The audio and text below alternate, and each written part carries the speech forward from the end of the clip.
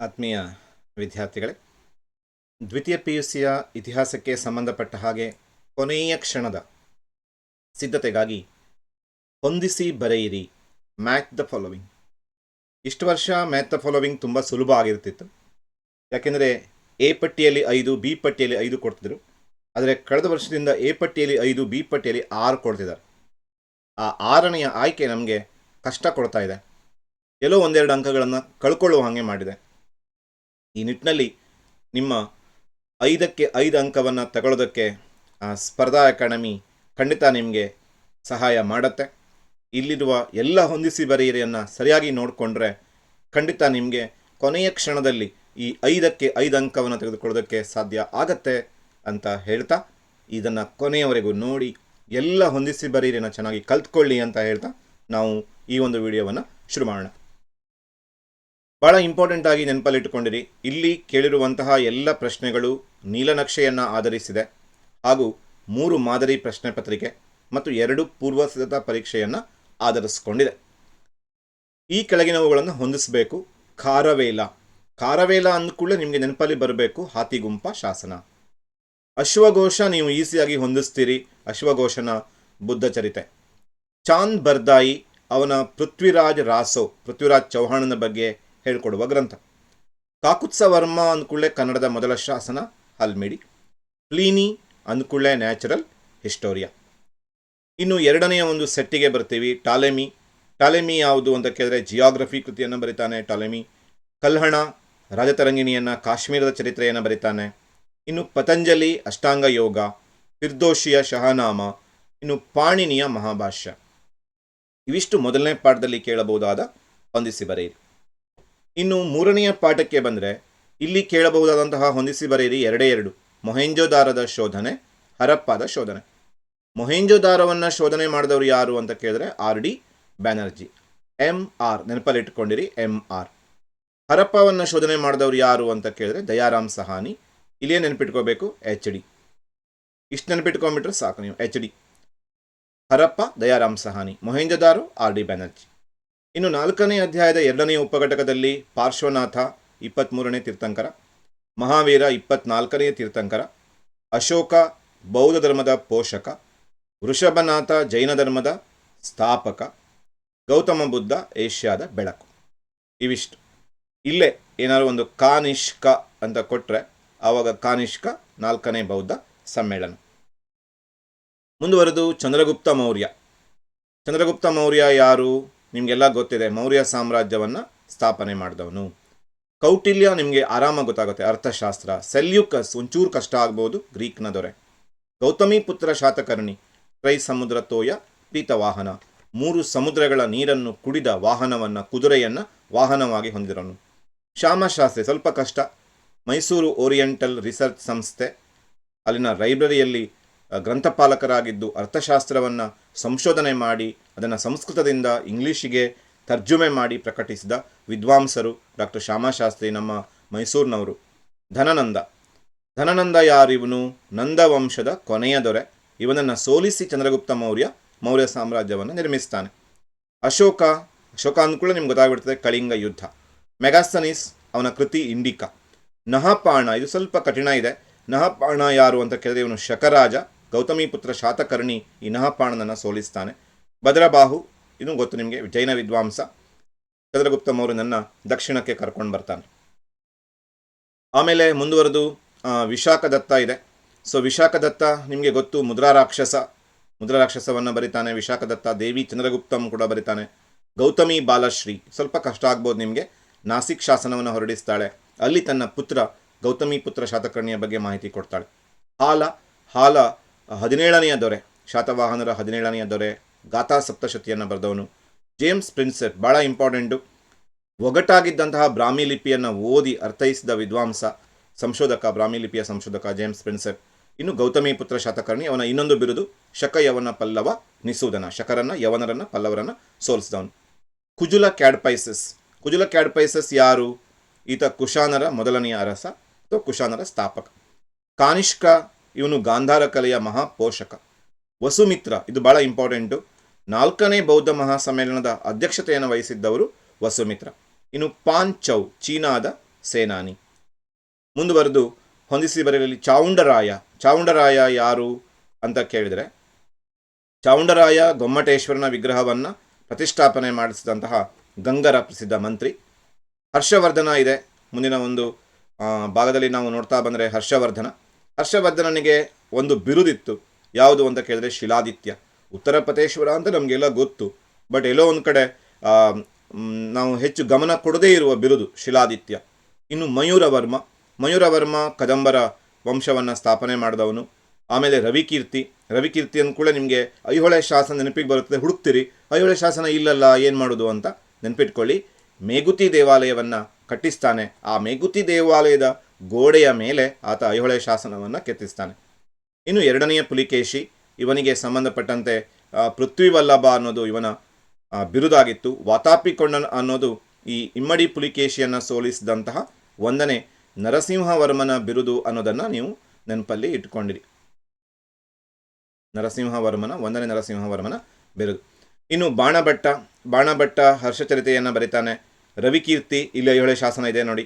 ವಿಜಯ ಭಟ್ಟಾರಿಕ, ಇಮ್ಮಡಿ ಪುಲಿಕೇಶಿಯ ಸೊಸೆ ವಿಜ್ಜಿಕ, ಅವಳು ಕೌಮುದಿ ಮಹೋತ್ಸವನ ಬರೀತಾಳೆ. ಇನ್ನು ಮಂಗಳೇಶ ಮಹಾಕೂಟ ಸ್ತಂಭ ಶಾಸನ. ಇನ್ನು ಹುಯೆನ್ ಸ್ಯಾಂಗ್ ಸಿಯುಕಿಯನ್ನು ಬರೆದವನು. ಮುಂದುವರೆದು ಅಮೋಘ ವರ್ಷನಿಗೆ ಸಂಬಂಧಪಟ್ಟ ಹಾಗೆ ಪ್ರಶ್ನೋತ್ತರ ರತ್ನಮಾಲವನ್ನು ಸಂಸ್ಕೃತದಲ್ಲಿ ಬರೀತಾನೆ. 1ನೇ ಕೃಷ್ಣ, ಬಹಳ ಪ್ರಸಿದ್ಧವಾದ ಎಲ್ಲೋರಾದ ಕೈಲಾಸನಾಥ ದೇವಾಲಯವನ್ನು ನಿರ್ಮಿಸ್ತಾನೆ. ಇನ್ನು ಪಂಪ, ಕನ್ನಡದ ಆದಿಕವಿ ಅಂತ ಹೆಸರಾದವನು. ಮೂರನೆಯ ಗೋವಿಂದನಿಗೆ ಸಂಬಂಧಪಟ್ಟಂತೆ ಸ್ವಲ್ಪ ಕನ್ಫ್ಯೂಸ್ ಆಗ್ಬೋದು, ಜಗತ್ತುಂಗನೋ ಧಾರಾವರ್ಷನೋ ಅಂತ. ಜಗತ್ತುಂಗ 3ನೇ ಗೋವಿಂದ. ಧಾರಾವರ್ಷ ಅನ್ನೋದು ಯಾರ ಬಿರುದು ಅಂತ ಕೇಳಿದ್ರೆ ಧ್ರುವನ ಬಿರುದು.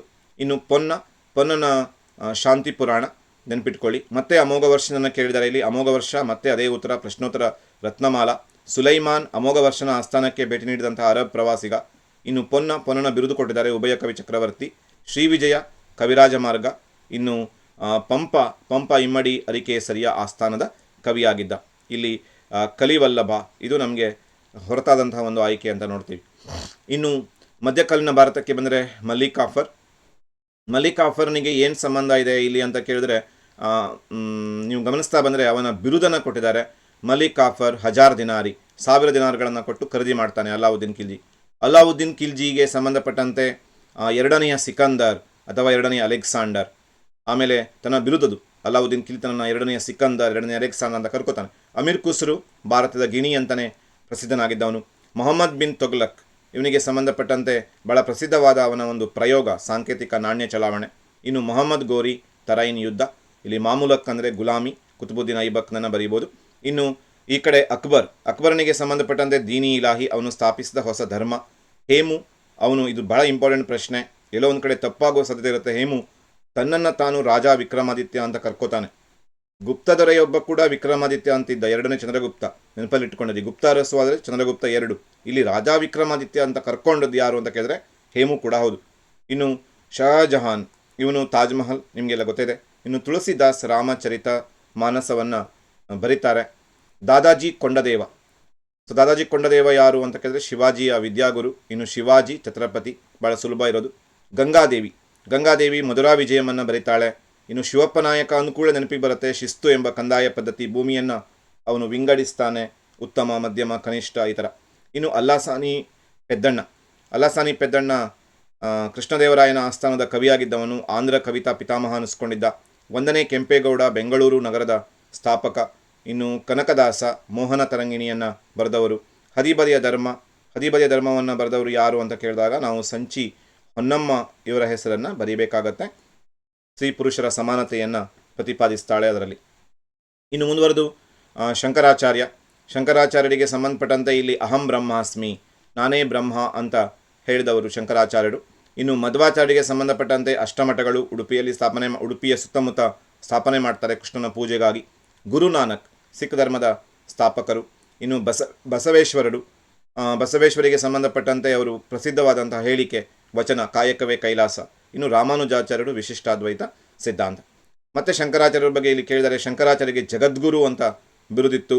ಬಸವೇಶ್ವರರಿಗೆ ಸಂಬಂಧಪಟ್ಟಂತೆ ಅನುಭವ ಮಂಟಪವನ್ನು ಸ್ಥಾಪನೆ ಮಾಡಿದವರು. ಇನ್ನು ಮಧ್ವಾಚಾರ್ಯರಿಗೆ ಸಂಬಂಧಪಟ್ಟಂತೆ ದ್ವೈತ ಸಿದ್ಧಾಂತ.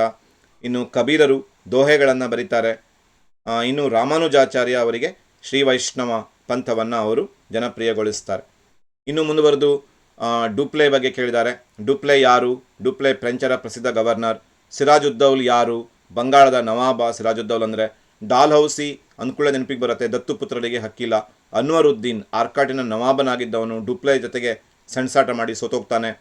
ಎರಡನೆಯ ಬಾಜಿರಾಯ್, ಇವನು ಮರಾಠರ ಕೊನೆಯ Peshwa. Lord William Bentinck. Lord William Bentinck sati ಪದ್ಧತಿಯನ್ನು ನಿಷೇಧ ಮಾಡ್ತಾರೆ.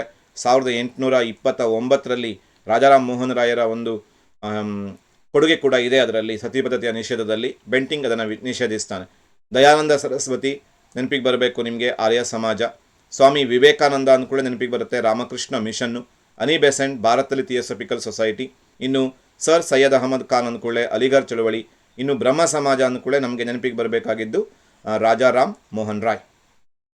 ಮುಂದಿನ ಒಂದು ಪ್ರಶ್ನೆಯ ಕಡೆಗೆ ಬಂದರೆ, ಸರ್ ಎಂ ವಿಶ್ವೇಶ್ವರಯ್ಯ ಜನಪ್ರಿಯ ಘೋಷಣೆ ಕೈಗಾರಿಕೀಕರಣ ಇಲ್ಲವೇ ವಿನಾಶ. ಸರ್ ಮಿರ್ಜಾ ಇಸ್ಮಾಯಿಲ್. ಮಿರ್ಜಾ ಇಸ್ಮಾಯಿಲ್ ಅಂದ್ಕೂಳೆ ನಮಗೆ ನೆನಪಿಗೆ ಬರಬೇಕಾಗಿದ್ದು ಮಂಡ್ಯದ ಸಕ್ಕರೆ ಕಾರ್ಖಾನೆ, ಬೃಂದಾವನ ಉದ್ಯಾನವನ.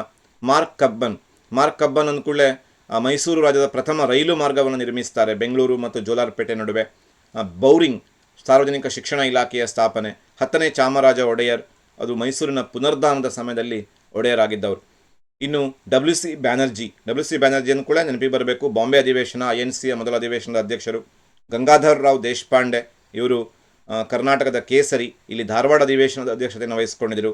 ಮಹಾತ್ಮ ಗಾಂಧಿ ಬೆಳಗಾವಿ ಕಾಂಗ್ರೆಸ್ ಅಧಿವೇಶನ, ಎಲ್ಲ ಅಧಿವೇಶನ ಕೊಟ್ಟಿದ್ದಾರೆ. ಟಿ ಸಿದ್ದಲಿಂಗಯ್ಯ ಶಿವಪುರ ಧ್ವಜ ಸತ್ಯಾಗ್ರಹ.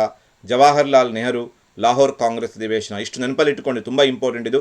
ಡಬ್ಲ್ಯೂ ಸಿ ಬ್ಯಾನರ್ಜಿ ಅಂದ್ಕೊಳ್ಳೆ ಬಾಂಬೆ, ಗಂಗಾಧರ ದೇಶಪಾಂಡೆ ಅಂದ್ಕೊಳ್ಳೆ ಧಾರವಾಡ, ಮಹಾತ್ಮ ಗಾಂಧಿ ಅಂದ್ಕೊಳ್ಳೆ ಬೆಳಗಾವಿ, ಸಿದ್ದಲಿಂಗಯ್ಯ ಅಂದ್ಕೊಳ್ಳೆ ಶಿವಪುರ, ಜವಾಹರ್ಲಾಲ್ ನೆಹರು ಅಂದ್ಕೊಳ್ಳೆ ಲಾಹೋರ್ ಕಾಂಗ್ರೆಸ್ ಅಧಿವೇಶನ. ಖಾನ್ ಅಬ್ದುಲ್ ಗಫರ್ ಖಾನ್, ತುಂಬ ಹೊಸ ಪ್ರಶ್ನೆ. ಗಡಿನಾಡ ಗಾಂಧಿ ಅಂತ ಅನಿಸ್ಕೊಂಡವರು ಖಾನ್ ಅಬ್ದುಲ್ ಗಫಾರ್ ಖಾನ್ ಅವರು. ಹರ್ಡೇಕರ್ ಮಂಜಪ್ಪ ಕರ್ನಾಟಕದ ಗಾಂಧಿ ಅಂತ ಅನಿಸ್ಕೊಂಡವರು. ಸುಭಾಷ್ ಚಂದ್ರ ಬೋಸ್ ನೇತಾಜಿ ಅಂತ ಜನಪ್ರಿಯರಾಗಿದ್ದವರು. ಗಂಗಾಧರ್ ರಾವ್ ದೇಶಪಾಂಡೆ, ಇವರು ಕರ್ನಾಟಕದ ಕೇಸರಿ ಅಂತ ಅನಿಸ್ಕೊಂಡವರು. ಇನ್ನು ಸರ್ದಾರ್ ವಲ್ಲಭಭಾಯಿ ಪಟೇಲ್, ಇವರು ಭಾರತದ ಉಕ್ಕಿನ ಮನುಷ್ಯ. ಇನ್ನು ವೃದ್ಧ ಪಿತಾಮಹ ಅನಿಸ್ಕೊಂಡವರು ಯಾರು ಅಂತ ಕೇಳಿದ್ರೆ ದಾದಾಬಾಯಿ ನವರೋಜಿ ಅವರಿಗೆ ವೃದ್ಧ ಪಿತಾಮಹ ಭಾರತದ್ದು ಅಂತ ಕರೀತಾರೆ. ಆಲೂರು ವೆಂಕಟರಾಯ, ತುಂಬ ಕಷ್ಟ ಇದೆ, ಸರಿ ನೆನಪಲ್ಲಿ ಇಟ್ಕೊಂಡ್ರಿ, ಹೊಂದಿಸಿ ಬರೀರಿ, ಸರಿ ನೋಡ್ಕೊಳ್ಳಿ. ಆಲೂರು ವೆಂಕಟರಾಯರು ಕರ್ನಾಟಕ ಗತವೈಭವ. ಎಸ್ ನಿಜಲಿಂಗಪ್ಪ ಏಕೀಕೃತ ಮೈಸೂರಿನ ಮೊದಲ ಮುಖ್ಯಮಂತ್ರಿ. ಫಜಲ್ ಅಲಿ ರಾಜ್ಯ ಪುನರ್ವಿಂಗಡಣಾ ಸಮಿತಿಯ ಅಧ್ಯಕ್ಷರು.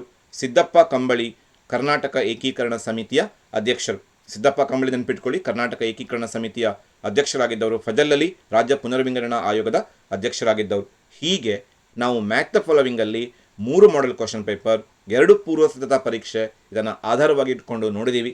ಇವೆಲ್ಲವನ್ನು ಒಂದ್ಸಲ ಕೊನೆಯ ಕ್ಷಣದಲ್ಲಿ ನೋಡಿಕೊಂಡ್ರೆ ಮತ್ತೆ ನಿಮ್ಮ ನೆನಪಿನ ಶಕ್ತಿಯಲ್ಲಿ ಅದು ಉಳ್ಕೊಳ್ಳುತ್ತದೆ, ತಪ್ಪು ಹೋಗುವುದಿಲ್ಲ ಎಲ್ಲೂ ಅಂತ ಹೇಳ್ತಾ ನಿಮ್ಮ ಪರೀಕ್ಷೆಗೆ ಗುಡ್ ಲಕ್ ಕೂಡ ಹೇಳ್ತಾ ಚೆನ್ನಾಗಿ ಬರೀರಿ ಪರೀಕ್ಷೆಯನ್ನು. Take care. Thank you.